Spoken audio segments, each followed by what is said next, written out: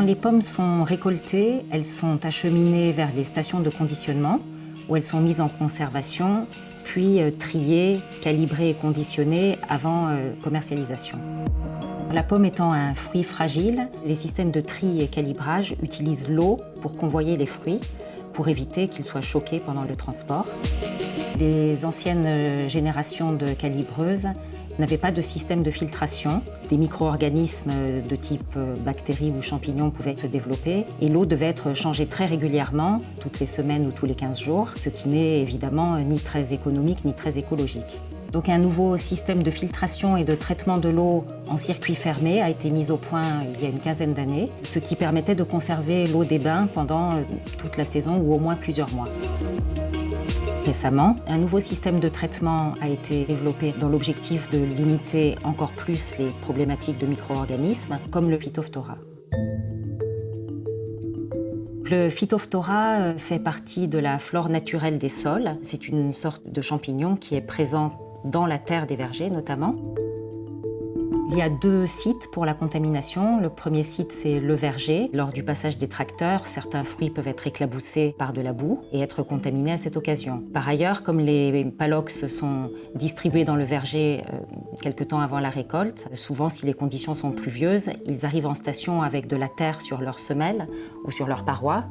Et lorsqu'ils sont trempés dans les bains de calibrage, la terre va libérer les spores qui vont nager vers les pommes et qui vont pouvoir les contaminer.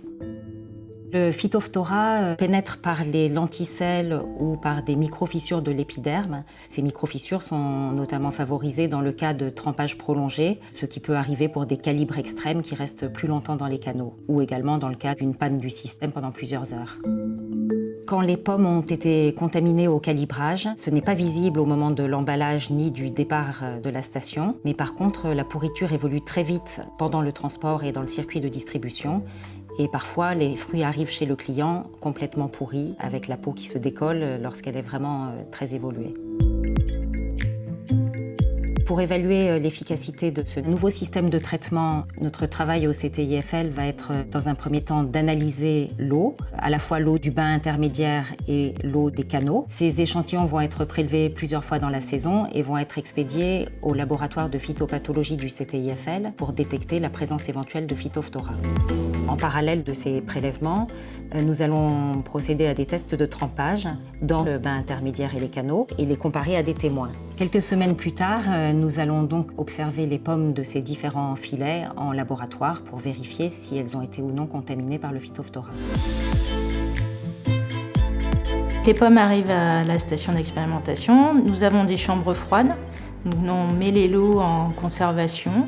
On les laisse 1 mois, 2 mois, 3 mois, on les surveille de temps en temps et dès qu'on a le témoin qui commence à pourrir, on fait des comptages. Donc on met d'un côté les fruits sains, de l'autre côté les fruits pourris. Après on fait des classements en fonction des pourritures. Et puis à la fin du comptage du lot, sur un fichier Excel, on fait un calcul statistique derrière. Cette étude va avoir un intérêt économique pour les stations fruitières qui vont pouvoir limiter leurs pertes. L'autre intérêt est l'aspect écologique puisque tous ces systèmes de traitement intégrés permettent de limiter la consommation en eau et donc de limiter l'empreinte environnementale.